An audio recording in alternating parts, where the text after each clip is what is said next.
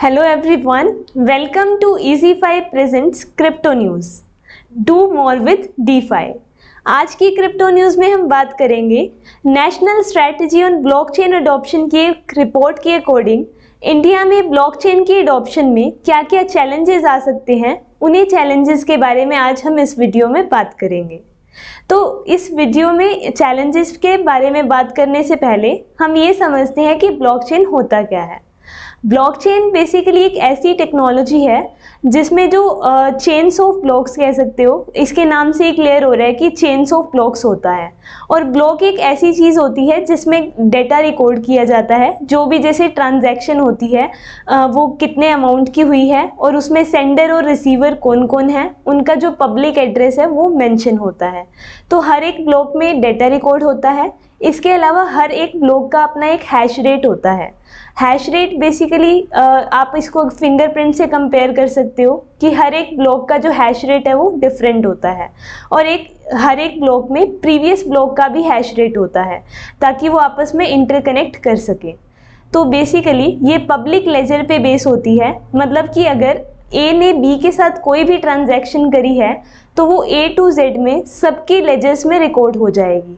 तो इसमें फ्रॉड के चांसेस काफ़ी ज़्यादा कम हो जाते हैं अगर कोई भी जो ट्रांजैक्शन है अगर ब्लॉकचेन पे डल जाती है तो। और अगर एक बार इसमें कोई भी डेटा रिकॉर्ड हो जाता है तो उसमें चेंजेस करने बहुत ज़्यादा मुश्किल हो जाते हैं।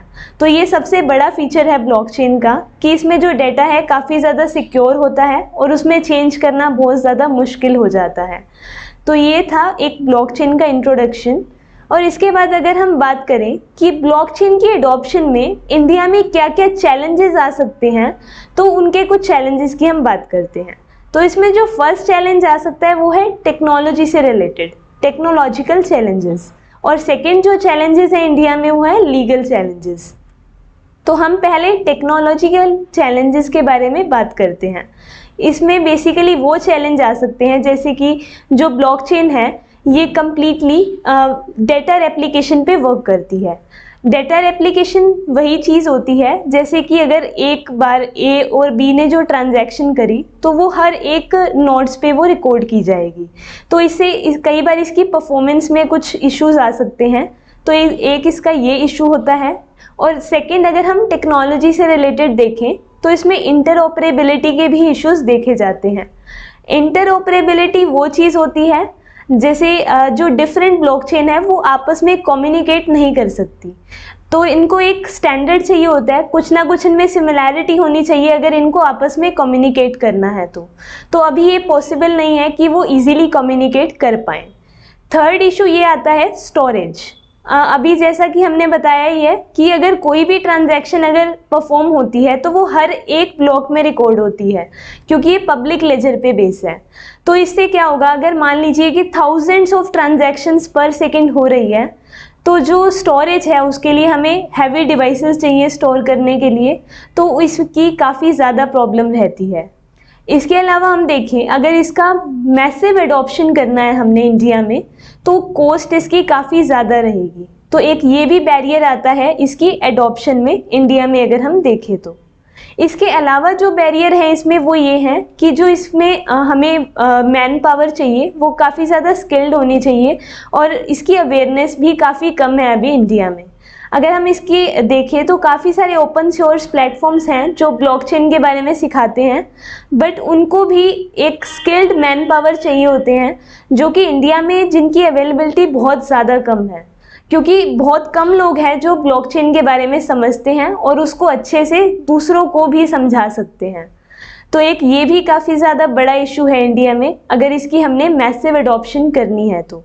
इसके अलावा जो इसका इशू है वो ये है कि जो ब्लॉकचेन है वो सप्लाई चेन को भी अडॉप्ट करती है, सप्लाई चेन ट्रैकिंग में भी हेल्प करती है, बट इंडिया में इसकी अभी अडॉप्शन नहीं की जा रही है हाई स्केल पे क्योंकि इंडिया में जो लोग हैं उनको अभी ट्रस्ट इश्यूज है ब्लॉकचेन को लेके, अभी वो इतना ज़्यादा ट्रस्ट नहीं कर पा रहे हैं इस चीज़ पे और इसके अलावा वो टेक्नोलॉजी को यूज़ नहीं कर पा रहे हैं अच्छे से, तो इसीलिए वो इस चीज़ को भी अडॉप्ट नहीं कर पा रहे हैं।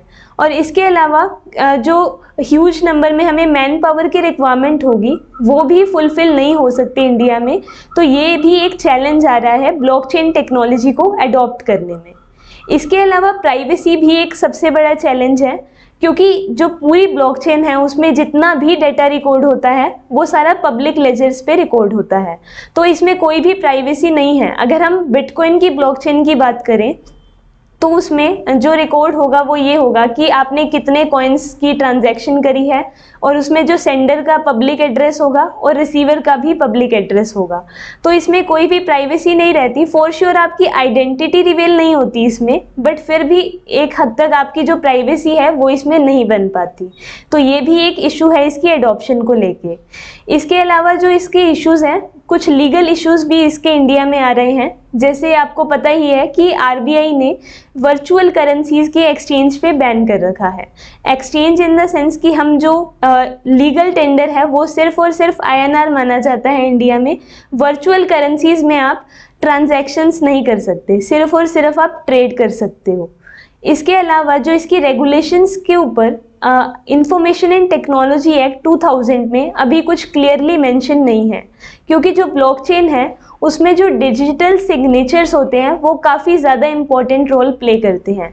बट आईटी एक्ट 2000 में अभी इसकी कोई क्लैरिफिकेशन नहीं है कि इसके ऊपर क्या एक्शन लिए जा सकते हैं इंडिया में। तो इंडिया में अभी काफ़ी सारे इसके इश्यूज हैं, इसके चैलेंजेस हैं, but over the period of time ये सारे चैलेंजेस कवर हो सकते हैं, क्योंकि अभी अगर हम करंटली देखें तो ब्लॉकचेन टेक्नोलॉजी को हमारी जो इंडियन गवर्नमेंट है वो भी काफ़ी ज़्यादा सपोर्ट कर रही है। तो इन फ्यूचर हो सकता है कि इस टेक्नोलॉजी का मैसिव में एडॉप्शन हो जाए इंडिया में भी, और काफ़ी सारी अवेयरनेस प्रोग्राम्स भी इसके फेवर में चल रहे हैं। तो जल्दी ही पॉसिबिलिटी है कि इंडिया में भी इसकी एडॉप्शन हो।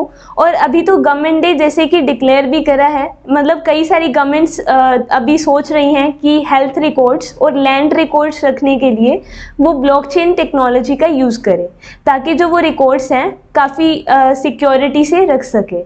तो अभी काफ़ी सारे इनिशिएटिव्स गवर्नमेंट की तरफ से हो सकता है वो ले ब्लॉकचेन टेक्नोलॉजी को अडॉप्ट करने के लिए। अगर आप बिटकॉइन और इथेरियम के प्राइसेस अलग अलग एक्सचेंजेस से कंपेयर करना चाहते हैं तो आज ही विजिट करें हमारे प्लेटफॉर्म hodlinfo.com को। और अगर आप क्रिप्टो करेंसी के बारे में और ज़्यादा जानना चाहते हैं तो आज ही विजिट करें हमारी वेबसाइट finstreet.in को, और आज ही सब्सक्राइब करें हमारे कोर्सेज क्रिप्टोनाइट एंड क्रिप्टोनेक्स्ट को। तो ये थी आज की हमारी क्रिप्टो न्यूज़। अगर आपको वीडियो पसंद आई हो तो please like, share and subscribe to Finstreet. Thank you.